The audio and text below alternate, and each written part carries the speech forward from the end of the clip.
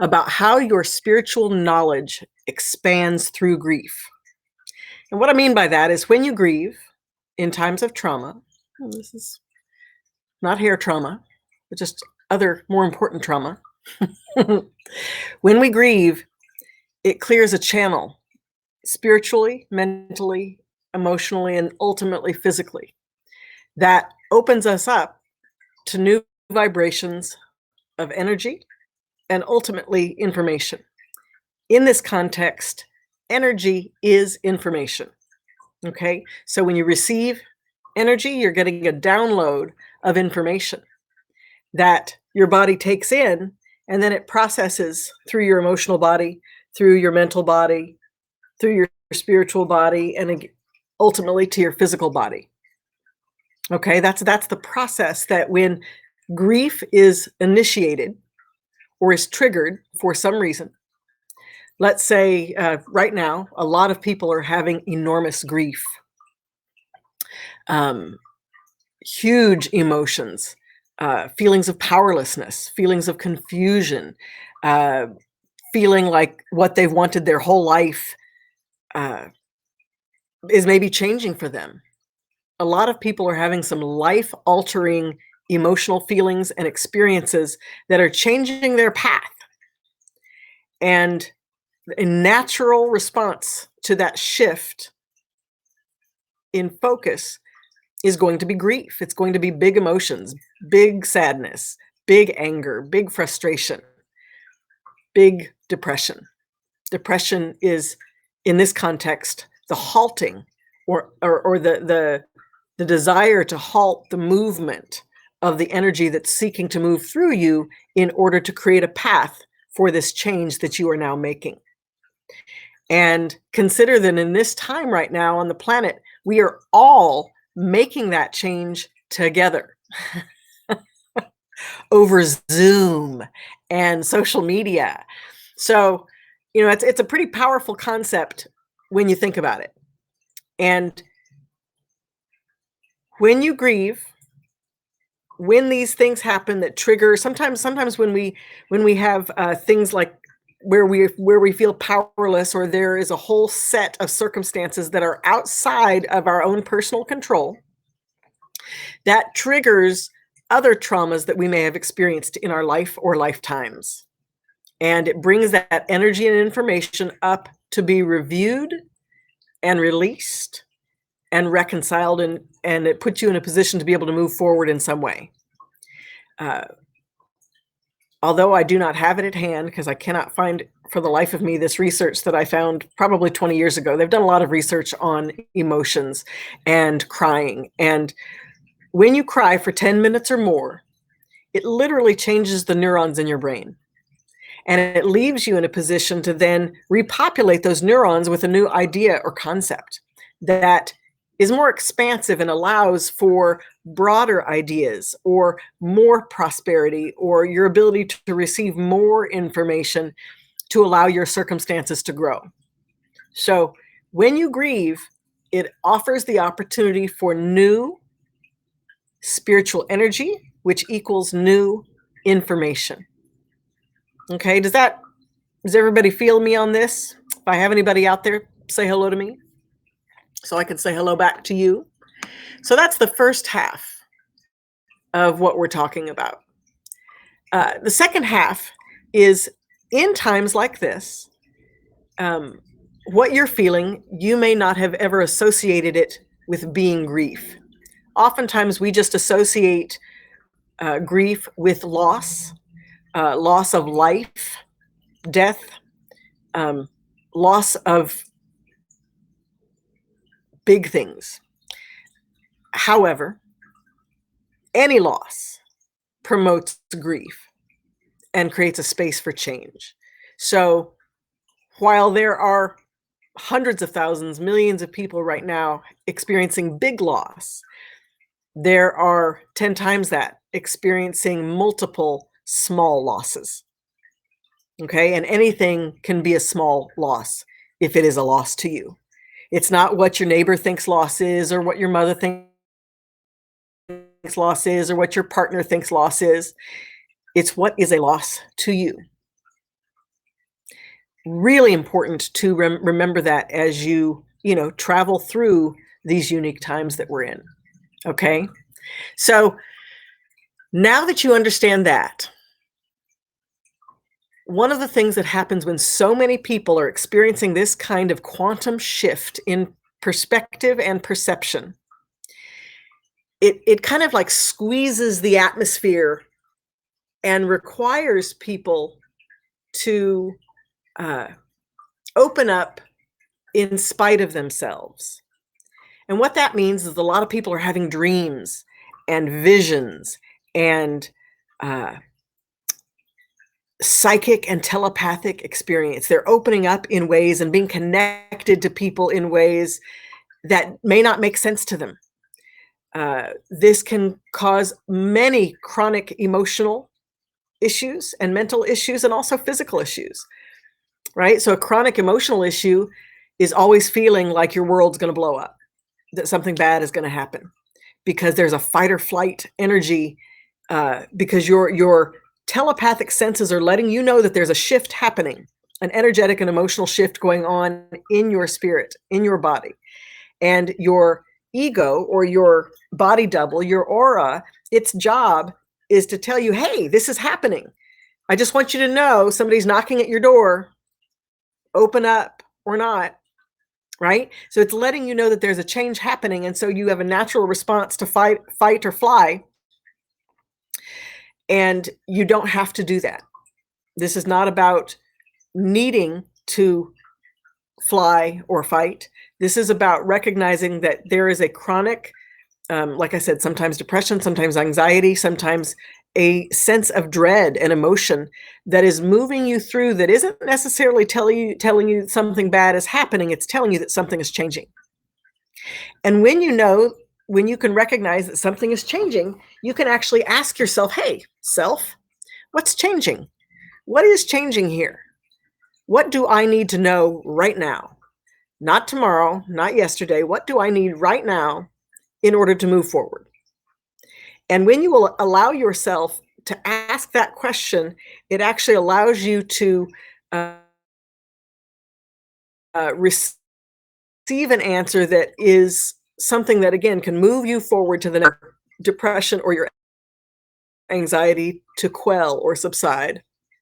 So do not be alarmed that you're having a lot of dreams or psychic visions or telepathy. That is a natural thing that's happening for many people right now in ways that it's never been happening. Like some people may have been interested or had recognized their ability to be intuitive, and now that's expanding, and that's good. That's how it should be. That's what we call the fourth and fifth dimension of energy, is our ability to see and hear energy in addition to channeling and receiving energy in the physical world.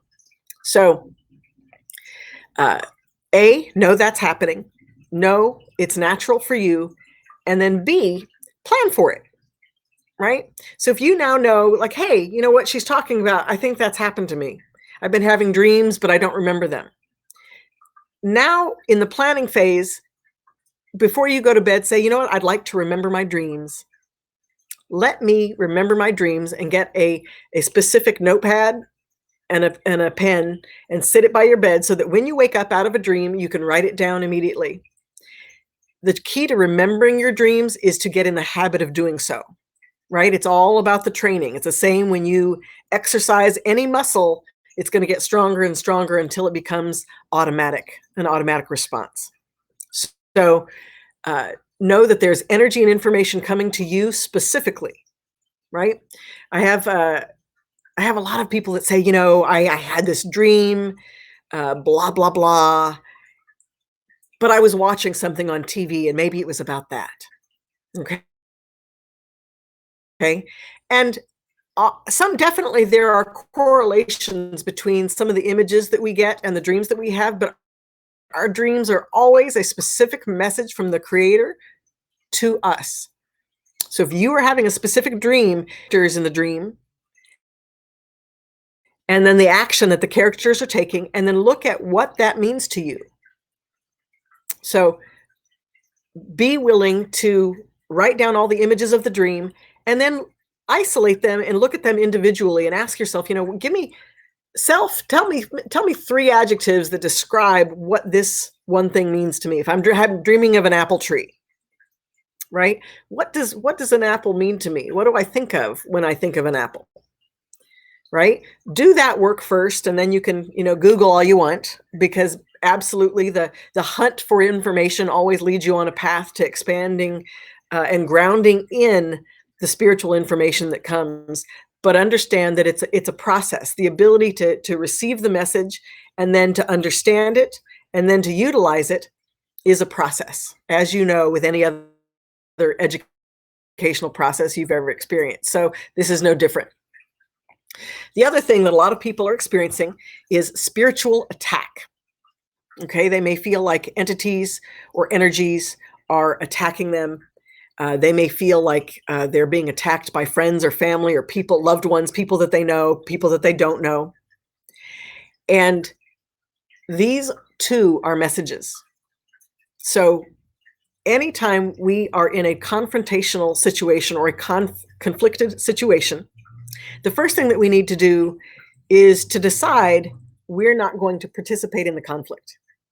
We can participate in the resolution of the issue at hand, but that is different than participating in the conflict. Okay? So all of these things that I'm talking about, we're talking about them today so that you can make a plan of action in a time of peace, so that when these traumatic experiences, these conflicted experiences come up, that you know how to handle them. Spiritual attack is like any other kind of conflicted relationship that you have with anybody, and it's about setting boundaries and claiming your space relentlessly and without shame. You deserve to be who you are. You deserve to own every inch of space you take up, large or small. You deserve to be who you are on every level. That's it. Done. Drop the mic. So when that is the case for you, it allows you to not enter into conflicts with others who may be conflicted about the space you take up. And that's their problem. It's not your problem. And learning to set a boundary that says, hey, I appreciate you're having feelings about what I'm doing or what I'm saying or how I am, but I'd like for you to work that out on your own and not with me. Right? And of course, I'm not talking about when you're in a relationship with somebody and you're negotiating, how to load the dishwasher, right? I love the dishwasher because for some reason in in relationships, that just ignites this like magnificent conflict for people. And somebody they don't want to be the one to load the dishwasher, but they also don't want you to load it how you want to load it. They want you to load it how they think is best. Okay. And so let's resolve the dishwasher scenario. If you are the one to load the dishwasher, then you should load it how you want to load it. You should do that. And if you load it in a way that your partner doesn't like, maybe you put the forks with the prong side up and they don't like that, they think it's dangerous. Okay, well then you can unload it as well. Simple. Everybody has to be accountable for what they want or need in a situation. And we don't have to be forced or coerced into doing things that we don't want to do. But what we do have to do is take into consideration everybody that our choices and our actions will be impacting. Okay. Now, I'm sure that most of you noticed that I went from the dishwasher to a very powerful conversation that everybody's having right now about how to move our economy forward and how to get everybody back to work. We are going to get past these 3 or 4 months of transition. We will get past it. And anybody who tells you that we're not going to get past this and we're not going to be able to rebuild, they're just flat out wrong. This doesn't change how scary this process is. It doesn't change how we feel powerless in it right now. It doesn't change those things, right? To know that there's a better day coming for us doesn't make getting through this day easier. And that's where your grief comes in. If you will allow yourself to grieve where you feel powerless and grieve the element of being powerless. We are never powerless. There is always something that we can do. It just may not be what we want to do or what we think should be the next thing to do. But if we recognize our power and own our space and set boundaries, it allows us to be clear enough to receive from the highest part of ourself what is the next best and natural action or thing to say, do, or feel, wherever you're at. Right? That's if you will do that and include others in that process, the transition that we are all making to from a complete shutdown to moving forward in a beautiful way for everyone, where everyone is included, not just for some, but for everyone. When you give yourself that kind of power, it allows you to own who you are. It makes the thoughts, ideas, and steps that you take effective. And it allows you, again, to do the one thing that this pandemic is requiring of all of us, which is to move together and work to connect and be separate yet together. We are all interconnected, whether or not we see the barriers or not. We are all interconnected. So there is no leaving anyone behind. And we will, as we all shift our mind to that focus, that is when we can come up with the resolutions that we need to address our most pressing circumstances right now. So I think that's what I wanted to. I do want to say one other thing that I had in my notes, and it's about how our empathy changes and it expands and reduces based on our experiences, based on our hormones, based on our biology, our chemicals in our body. So what that puts us in a position to do, it's really important to feel and experience life fully through your emotional body, but there are people who can't do that. And some people feel in order to know what the right thing to do is, and other people don't feel in order in their mind to do the right thing. So regardless of which direction you come at it from, because your empathy levels will fluctuate throughout your entire life based on so many factors. That doesn't change your ability to open your heart to your highest self and receive what is the highest and next best thing to do for you in that moment in time that the Creator has allowed for taking into consideration everyone that will be impacted by the thoughts you have, by the words you speak, and by the choices that you make. So that's what I have for you today. I'm so glad that you could tune in with me. And if you've got questions, you can leave them in the comments here. You can private message me. I am taking private sessions with people over Skype and Zoom, and you are welcome to reach out for that as well. I'm working on a sliding scale for those who need help and may not have the resources to be able to do that right now. Absolutely reach out to me, and I will look forward to connecting with each and every one of you. And stay safe and be kind to yourself. Thanks.